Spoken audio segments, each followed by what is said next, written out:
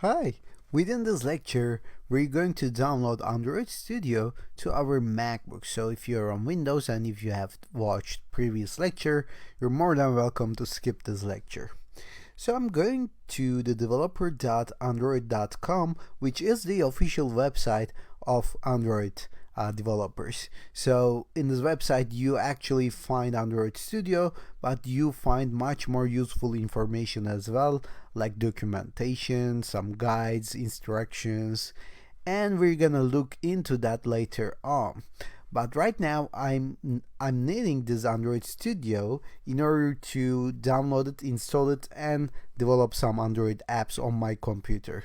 So find Android Studio link and just click on the download button of the latest version.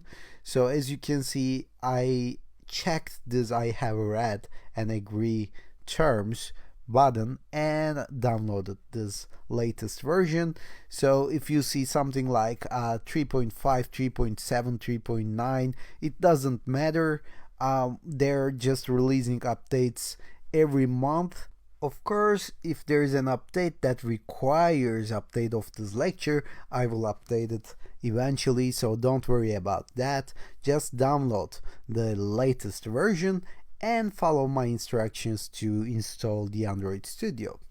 So I'm going to double click on this. Obviously I have downloaded it before in order not to make you wait, so feel free to pause the video until your download is finished and then come back to this downloading installation section. So I believe I have a previous version of Android Studio. Let me delete that version so that you can follow all the installation process from scratch.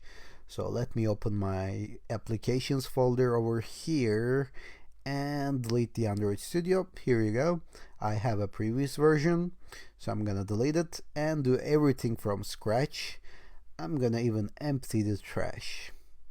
So when you download this, all you have to do is just double click on this to see the screen and move this Android Studio to your applications folder. So that's it. That's what's going to copy the Android Studio into your computer.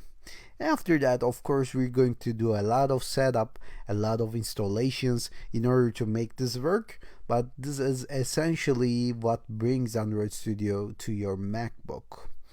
And we need this not only to develop Android Studio applications, but also for reverse engineering and stuff for the upcoming lectures over here. So let me eject this and let me move this to trash as well.